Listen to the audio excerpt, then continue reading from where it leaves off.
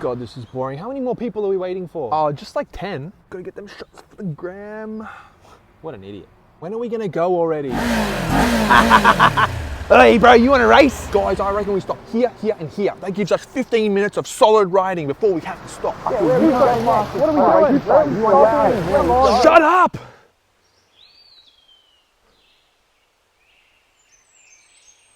Look, riding is personal. Everyone loves it for one reason or another. Maybe it's the community, the shared passion, the mateship, the feeling of being part of something bigger. Maybe it's the freedom, being out on two wheels with no roof over your head, just you and the open road. Or maybe it's that exhilaration, that pure thrill of speed and movement, where you're completely exposed and connected to the machine. Whatever the reason is, it's valid. But one thing that I've learned over time is that not everyone's reasons align with mine. And because of that, big group rides, yeah, I tend to stay away. Now let me be clear, I am not bashing the community, and I'm definitely not saying that those big group rides are wrong, because they're not. In fact, they can be a whole lot of fun. And for new riders specifically, they can be a great gateway into the motorcycling world and the community. You meet people, you feel included, you learn stuff, I totally get it. But speaking from experience, I've learned to avoid them, and here's why. For me, riding is personal. My connection to the road, that's mine. I take it at my own rhythm and my own pace. I'm not out to compete or show off or to see who can pull the biggest wheelie or scrape a knee in every corner. I'm out there to clear my head, to unwind, and to enjoy the simplicity of it all. And I've found that in big group rides, that vibe can disappear completely. And there's another thing, and I don't think I've ever mentioned this in a video before, but I can be competitive as hell.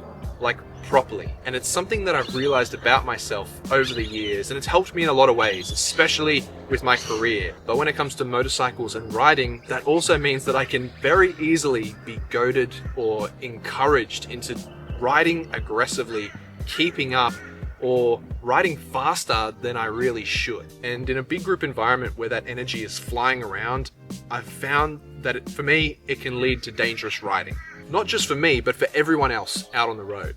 And that kind of competitiveness, it's not something that I'm proud of, but it's something that I've recognized is part of who I am. And so I choose to avoid putting myself in situations where that can surface, especially in unhealthy ways. I've had a lot of injuries in the past, some of which have come out of that, and these days it's just not worth it.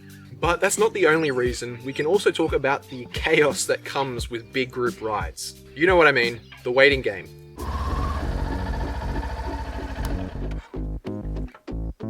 Am I early?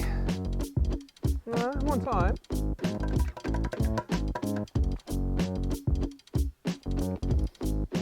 Ugh.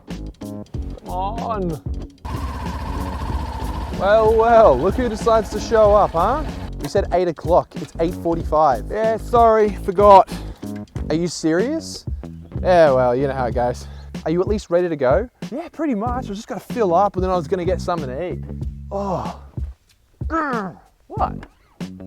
People showing up late, someone forgot fuel, one guy's fixing his mirrors, another needs a Red Bull, then you finally leave and 10 minutes later we have to stop for someone. I know what pace that I like to ride at and how long I like to ride for, and usually I find in a group setting, it doesn't happen. Also the skill levels, all over the shop. You've got a few confident riders up front carving corners, and then someone else hanging back, nervous, still getting used to leaning the bike, which again, nothing wrong with. But when you put all of those different skill levels together, it sort of becomes this chaotic dance where everyone's sort of trying to account for each other, while no one really fully enjoys themselves. I love the idea of group rides, the shared passion, the atmosphere, the camaraderie, but I've found with those big ones, it's often ended up being more frustrating than fun. Now, of course, not all group rides are like that, and I'm cherry picking some bad experiences. I've definitely been on some that were well planned, smooth, and super enjoyable. But for me, and with how competitive I can get so quickly, I'd rather just not risk it. I personally prefer to head out solo or with one or two good mates that I trust on the road. Which also brings me to this. I'm not antisocial. I do actually really enjoy going out with small group rides. In my opinion, 2 to 4 riders is the ideal size for a small group ride. You get that social connection, that shared experience, and usually without the ego, chaos, or the race energy. Yeah, because look, when you start to go above those numbers, those things that I mentioned earlier, those behaviors and egos, that's when they tend to show up. So yeah, look, that's why I don't do big group rides. I've had a lot of people, you guys, ask me to come out and do rides with you in big social settings. And if I turn that down, I'm not trying to be rude. It's not because I hate people or I think I'm better than anyone. It's because I know what kind of rider I am personally and what kind of experiences I want to have out on the road when I throw my leg over the bike. And I've learned that sometimes for me, solo is just better. But look, I know for some riders, big group rides are the whole point. They love the energy, the noise, the fact there's always someone new to meet or something random happening. For them, the chaos is part of the fun. It's unpredictable, it's alive, and it's a way to feel connected. Some people genuinely thrive in that environment, and if that's you, that's awesome. You're probably the kind of guy that shows up at every Sunday meet, knows everyone's name, and always ends the day with a servo pie and a new friend. And I reckon that's great. Those kinds of riders are really what help build the community. But for me, that environment doesn't always click the same way, and that's okay too. So I keep my rides solo or small. Whether you do or don't enjoy them, it's up to you. And it's about knowing what kind of riding that you enjoy personally. If you do love them, hell yeah.